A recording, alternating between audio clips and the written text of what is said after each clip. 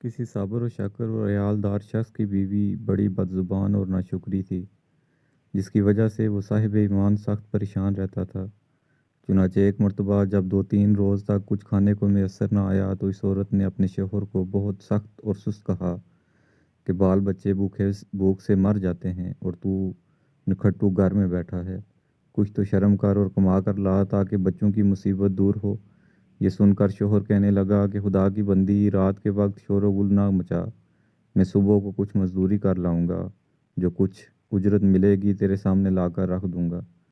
چنانچہ جب وہ اللہ کا بندہ صبح کو مزدوری کرنے گیا تو کسی نے اس کی بات تک نہ پوچھی، باقی سب مزدور اپنے اپنے کام پر لگ گئے۔ جب اس بندہ خدا نے یہ حال دیکھا تو جنگل میں جا کر عشاء تک عبادت الہی میں مشغول رہا اور رات کو چپکے سے گھر میں جا پڑا کہ خالی ہاتھ دیکھ کر خدا جانے عورت کیا طوفان برپا کرے گی۔ صبح اٹھ کر پھر کہیں سے مزدوری کر لاؤں گا۔ رات کو جب عورت کی آنکھ کھلی تو کہنے لگی، میاں اب تک کہاں تھے اور کیا کما کر لائے؟ اس نے جواب دیا کہ میں نے جس کی مزدوری کی ہے وہ بڑا رحیم و کریم ہے، اس نے کل کو مزدوری دینے کا وعدہ کیا ہے۔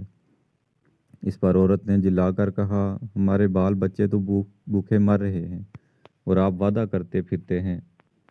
پھر صبح کو وہ شخص مزدوری کے لیے گیا، مگر خدا کی شان پھر بھی اس کو کسی نے نہ پوچھا اور وہ مجبور ہو کر اسی مقام پر جنگل میں عبادت الہی اور گریہ وزاری میں عشاء تک مصروف رہا۔ بڑی رات گئے جب ڈرتے ڈرتے گھر میں گیا تو وہ عورت کہنے لگی، دونوں دن کی مزدوری لائے ہو؟ اس بیچارے نے گھبرا کر کہا، آقا نے کل 3 دن کی مزدوری دینے کا وعدہ کیا ہے۔ یہ سن کر عورت آگ بگولا ہو کر کہنے لگی، اپنا بھلا چاہتے ہو تو صبح 3 دن کی مزدوری لے آؤ، ورنہ منہ نہ دکھانا۔ صبح کو اس عورت نے ایک تھیلی اس مرد کے حوالے کر کے کہا، 3 دن کی مزدوری اس میں لے آنا اور خبردار خالی ہاتھ گھر میں نہ آنا۔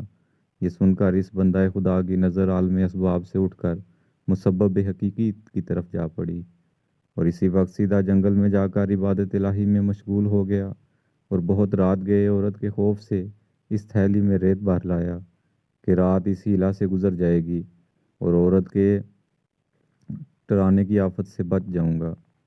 مگر جس وقت گھر کے دروازے پر پہنچے تو عورت کا ڈر اس قدر غالب ہوا کہ خدا جانے آج کیا آفت برپا کرے گی، اس لیے اس نے تھیلی واپس ڈال کر واپسی کا ارادہ کر لیا۔ مگر اچانک گھر میں سے ایسی خوشبو آئی جس نے دل و دماغ کو معطر کر دیا اور وہ عورت خوش ہوتی ہوئی گھر سے نکل آئی۔ اس خدا کے بندے نے اس سے دریافت کیا کہ یہ کیا معاملہ ہے۔ کہنے لگی کہ اندر چل کر اس کی حقیقت سنو اور خدا کا شکر ادا کرو، یقیناً تم سچ کہتے تھے اور تمہارا مزدوری دینے والا بھی سچا ہے۔ واقعہ یہ ہے کہ میں بچوں کے کھانے پینے کی فکر میں مدہوش بیٹھی تھی، اچانک کسی نے دروازے پر دستک دی۔ میں نے جا کر دیکھا کہ ایک سبز پوش سوار دروازے پر کھڑا کہہ رہا ہے کہ لے اپنے شوہر کی 3 دن کی مزدوری لے لے اور اب اس کو کچھ ایذا نہ دینا اور اس سے کہہ دینا کہ جس قدر تو نے مزدوری کی تھی اسی قدر اجرت مل گئی، زیادہ کرتا تو اور زیادہ پاتا، آئندہ اس بات کا خیال رکھنا۔